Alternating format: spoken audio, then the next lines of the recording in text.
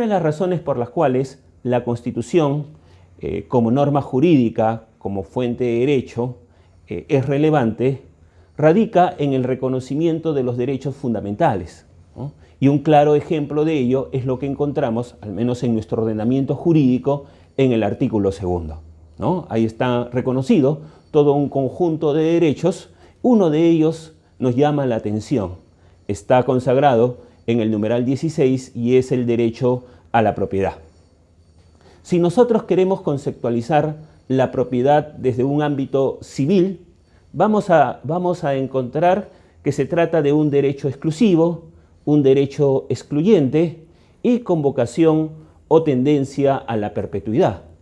Sin embargo, hay que tener en cuenta algo muy importante, que el derecho a la propiedad no solamente, por más que su origen radica, digamos, en el ámbito civil, también tiene una connotación constitucional. Y es en esta connotación constitucional donde no solamente nos vamos a limitar al uso y disfrute que tiene el titular, sino todo lo contrario.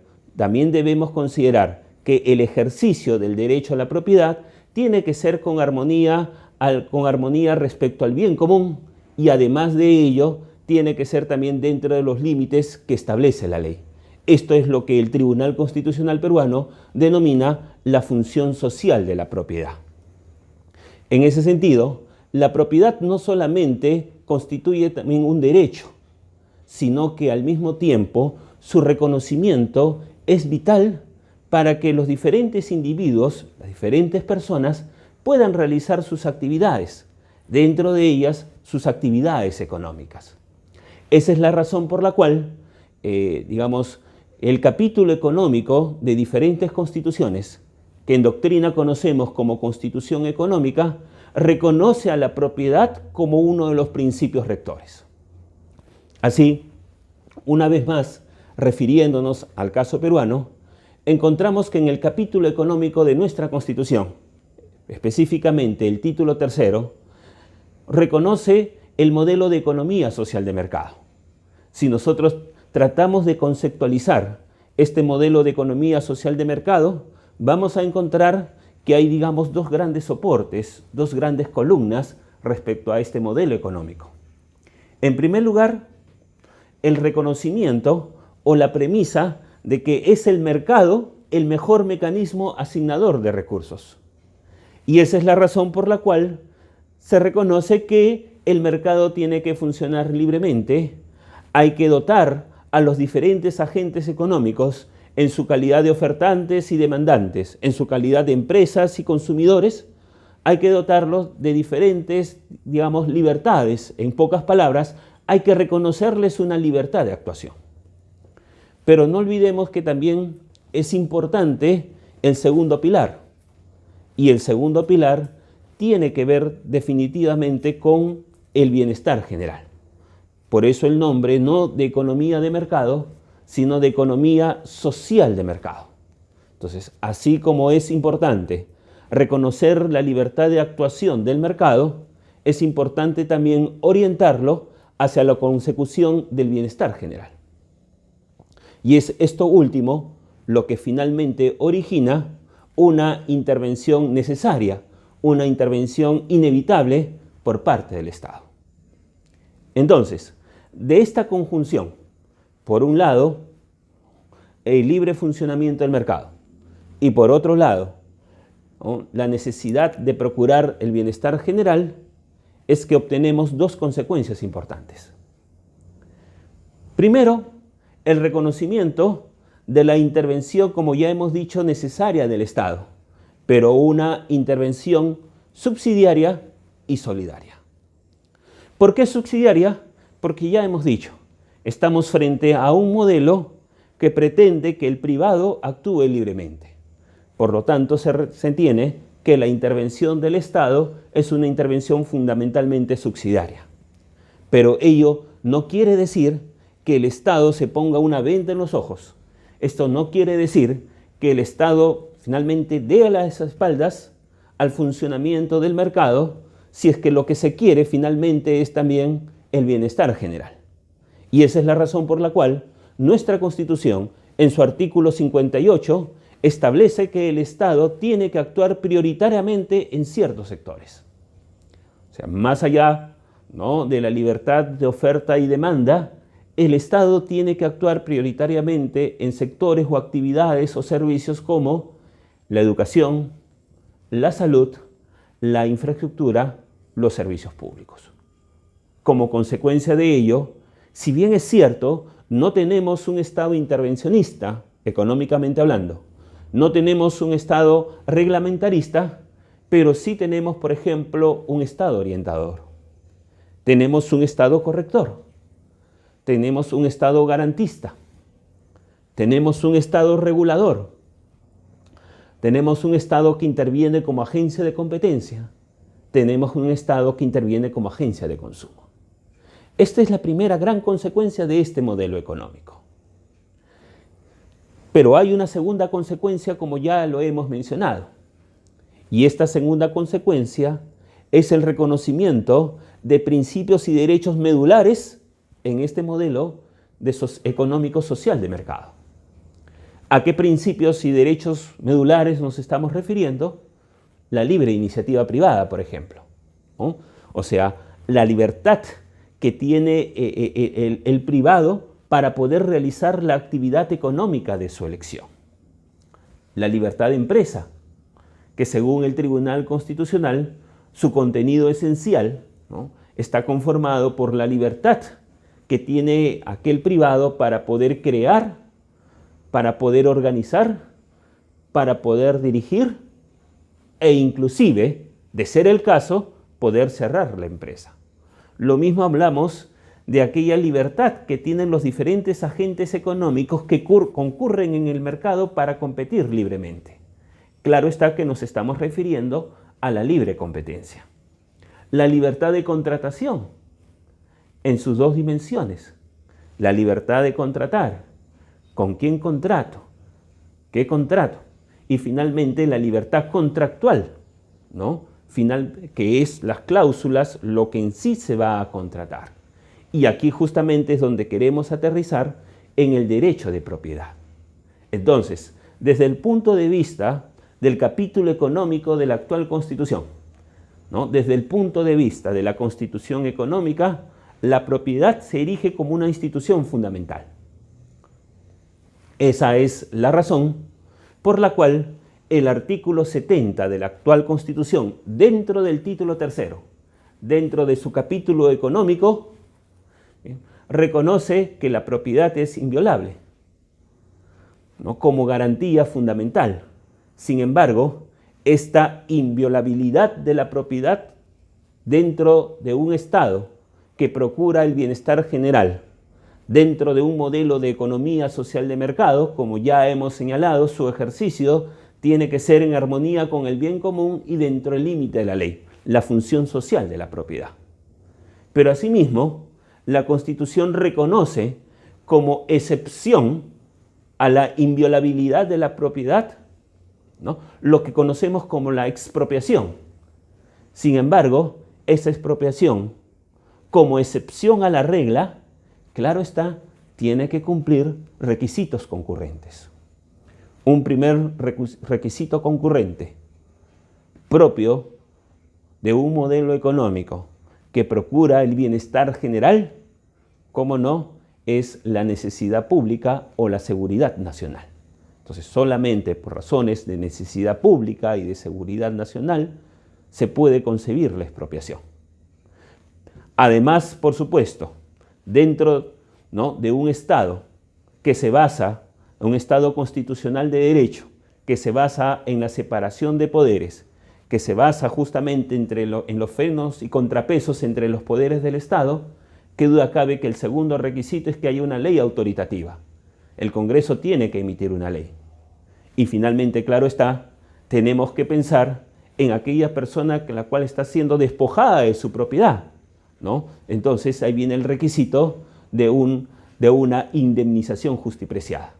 Entonces, llegamos a la conclusión de que no solamente estamos hablando de un derecho fundamental reconocido en el artículo 2, inciso 16 de la Constitución, sino que al mismo tiempo estamos hablando de una institución económica reconocida como tal y garantizada como tal en el artículo 70 de la actual Constitución.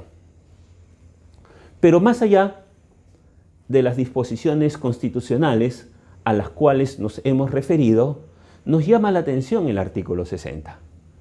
Claro, el artículo 60 generalmente llama la atención por su segunda parte, donde se reconoce allí el principio de subsidiariedad del Estado para realizar actividades económicas.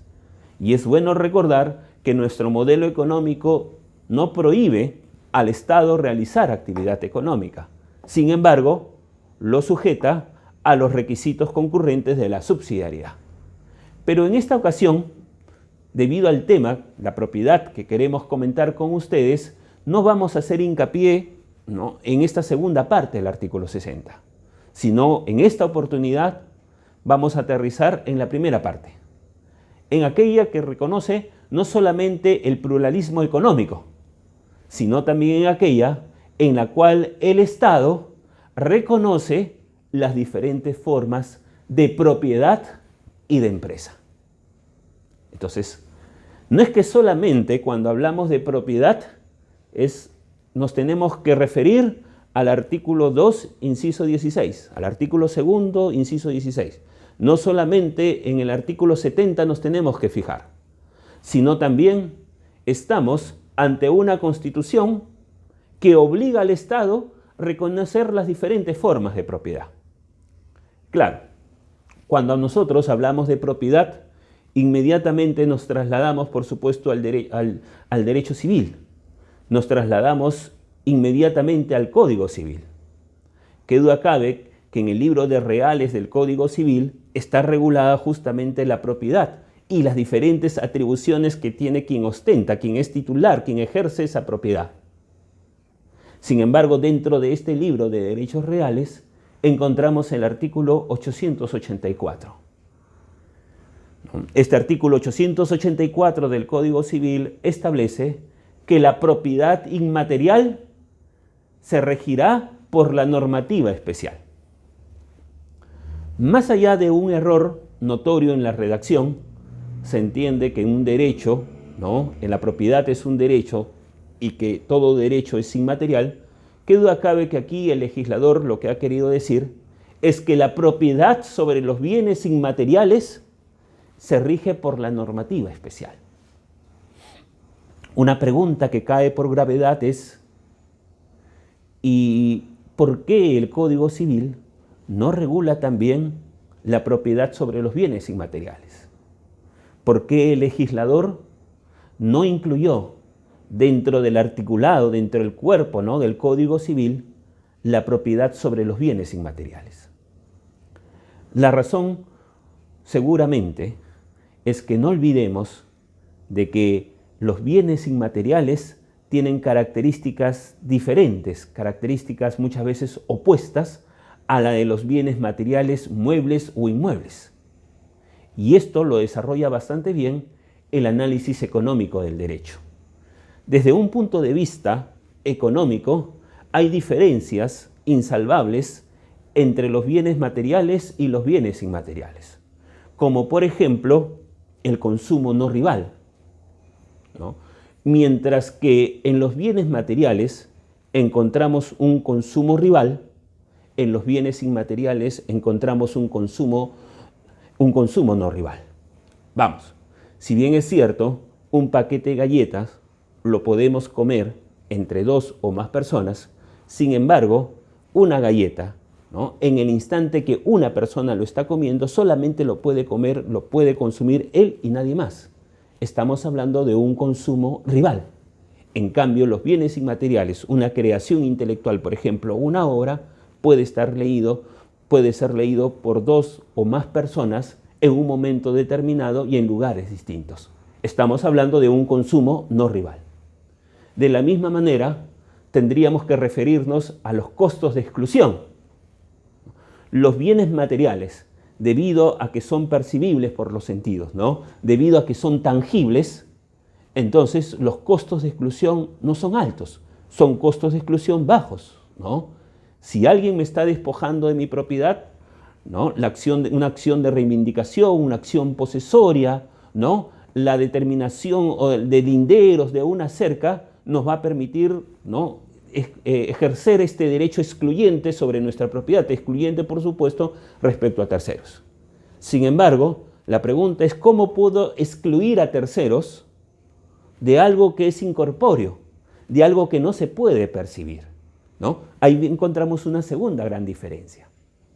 Y una tercera diferencia, hay más, pero estamos señalando las más relevantes, es que con nosotros, cuando empezamos justamente a conversar sobre la propiedad, dijimos que se trata de un derecho que tiene vocación de perpetuidad, ¿no? De permanencia en el tiempo. Y nosotros vamos a encontrar, por ejemplo, que dentro de los bienes inmateriales tenemos a las creaciones intelectuales, y la titularidad o la propiedad sobre las creaciones intelectuales, bien, no son perpetuas, ¿no? Tienen un tiempo determinado y luego pasan al dominio público. Entonces, llegamos a la conclusión finalmente que sobre estos derechos inmateriales, al tener características diferentes, justamente por su naturaleza incorpórea al de los bienes materiales, es por eso que la legislación peruana ha preferido regularlos en normas diferentes a la del Código Civil. Sin embargo, la pregunta ahora es, ¿y cómo puedo explotar económicamente una idea? ¿Cómo puedo explotar económicamente un bien que no se percibe por los sentidos? Es allí donde radica la importancia del soporte material. Porque para que estos bienes inmateriales, estos bienes incorpóreos, puedan ser explotados económicamente, se requiere un soporte material. El mejor ejemplo, el clásico ejemplo de ello es una obra, es un libro, ¿no? Cuando uno adquiere un libro, está adquiriendo el cartón, la cartulina, está adquiriendo el papel, está adquiriendo la tinta, etc. Pero no adquiere en sí la obra, la creación intelectual le sigue perteneciendo al autor. Por lo tanto, el soporte material se rige bajo las normas del derecho civil, mientras que la creación intelectual, como ya hemos dicho, se tiene que regir por una normativa especial. Y esa normativa especial, ¿no?, en otras palabras, son las diferentes leyes sobre la propiedad intelectual. En otras palabras, cuando nos estamos refiriendo a bienes inmateriales, bienes incorpóreos, bienes intangibles, en gran medida nos estamos refiriendo a las creaciones intelectuales. Nos estamos refiriendo a la propiedad intelectual.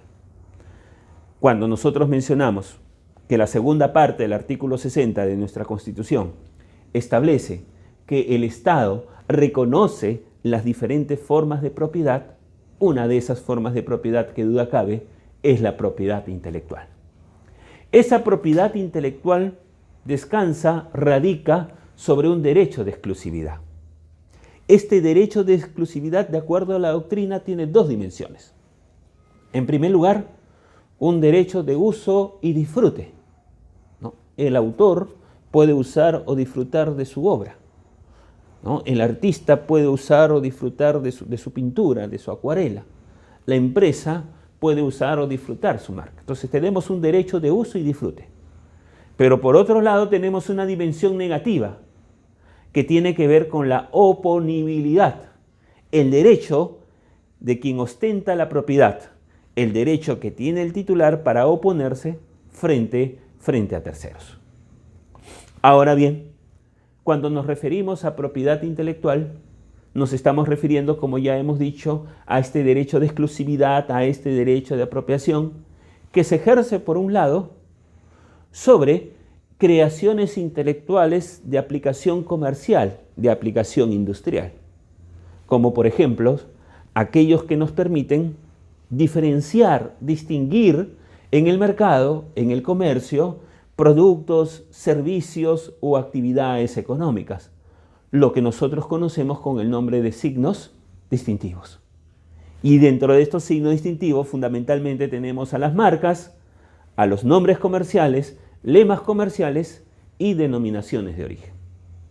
Pero también podemos mencionar a las innovaciones tecnológicas, como por ejemplo los inventos, los modelos de utilidad, los diseños industriales.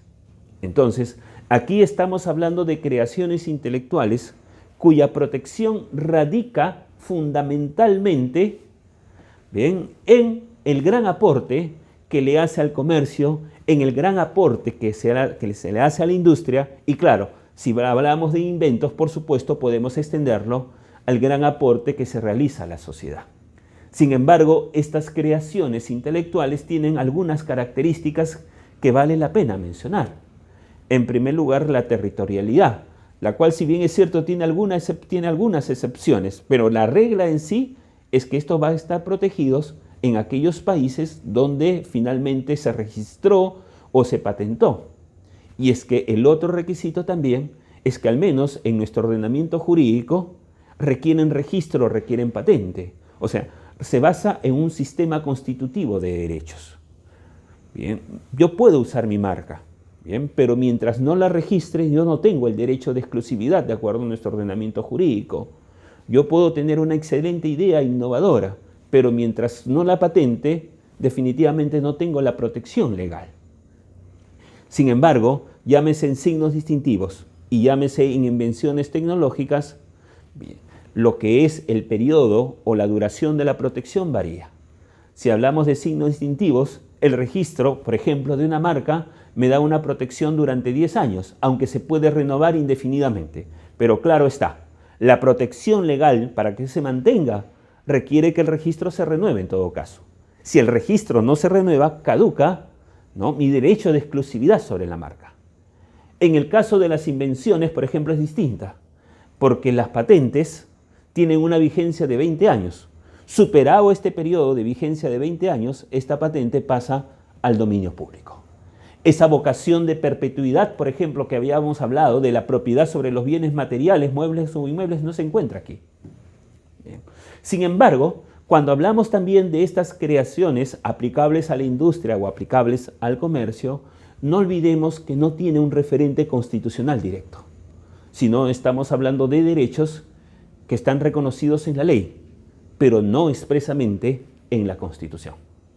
Caso distinto ocurre, por ejemplo, con los otros tipos de creaciones intelectuales, que son aquellas obras, ¿no?, entendidas como creaciones del ingenio humano, y que para su protección, o sea, para constituir una obra y que sea protegida por nuestro ordenamiento jurídico, necesita de dos requisitos relevantes, indispensables.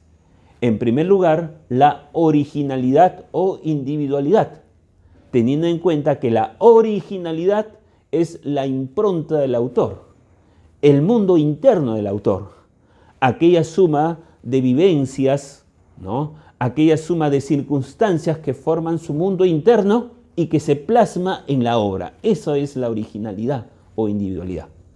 Y en segundo lugar, claro, tiene que haber un requisito que tenga que ver con la explotación económica, que es la razón de ser de la propiedad intelectual, y esto es que sea pasible de ser reproducido. Entonces, si a esta creación del ingenio humano, ¿no?, tiene originalidad y es pasible de ser reproducible, entonces constituye una obra y está protegido por nuestro ordenamiento jurídico desde el momento de su creación. Si bien es cierto, hablamos de un registro en nuestro ordenamiento jurídico, pero esto es un registro declarativo. Aunque eso sí, para poder ejercer la oponibilidad posteriormente, sí es recomendable acceder al registro, sí es recomendable registrar la obra. Pero desde el punto de vista legal, la protección nace con el momento desde que es creado, porque no olvidemos que la originalidad se presume. Y acá sí, ¿no?, ya seguramente han intuido que nos hemos referido al derecho de autor. El derecho de autor como tal sí está reconocido expresamente en la Constitución. Nos estamos refiriendo al artículo 2, inciso 8, que reconoce justamente el derecho de toda persona a la creación intelectual. Se está refiriendo, claro está, al derecho de autor. Y este derecho de autor, para finalizar, no olvidemos que tiene dos dimensiones, ¿no? Una dimensión moral y una dimensión económica. En otras palabras, los derechos morales y los derechos patrimoniales. Cuando hablamos de derechos morales nos estamos refiriendo a los derechos personalísimos, como por ejemplo el derecho de paternidad, ¿no? El autor va a ser reconocido como creador, como el padre de la obra, por toda la eternidad. Pero al mismo tiempo hablamos, por ejemplo, también de un derecho de integridad, el cual quiere decir que el único que puede modificar la obra es el propio autor. No olvidemos que estos derechos morales, estos derechos personalísimos, son derechos perpetuos, o sea, tienen una vocación de permanencia en el tiempo, ¿bien? Pero al mismo tiempo son derechos que no son disponibles. Al contrario, los derechos patrimoniales, los derechos de explotación económica de la obra tienen características completamente distintas, porque no olvidemos que estos derechos, ¿bien?, sí son disponibles, pero son derechos temporales. De acuerdo a nuestro ordenamiento jurídico, la protección, la exclusividad sobre los derechos patrimoniales es toda la vida del autor y 70 años posteriores de su muerte. Dentro de los derechos patrimoniales más importantes tenemos el derecho de reproducción o el derecho de distribución de la obra. Lo señalado nos permite concluir, por ejemplo, que el plagio, ¿no?, es una infracción a un derecho moral, el derecho de paternidad, mientras que la piratería es una infracción a los derechos patrimoniales, fundamentalmente reproducción y distribución. Nos hemos referido hasta aquí al ordenamiento jurídico. El ordenamiento jurídico para nosotros, dentro de lo que es la propiedad intelectual, es la decisión 486, régimen común sobre la propiedad industrial, y la norma nacional que es el decreto legislativo 1075. Esto es si nos referimos a signos distintivos o a innovaciones tecnológicas, lo que se conoce como propiedad industrial. Cuando estamos hablando del derecho de autor, bien, nos estamos refiriendo a la decisión 351 de la Comunidad Andina y al decreto legislativo 822, la ley sobre el derecho de autor. Estas son las normas que regulan en nuestro ordenamiento jurídico la propiedad intelectual. Muy bien, quiero nuevamente agradecer la invitación y esperamos estar con ustedes en una nueva oportunidad dentro de lo que es el Masterclass. Muchísimas gracias.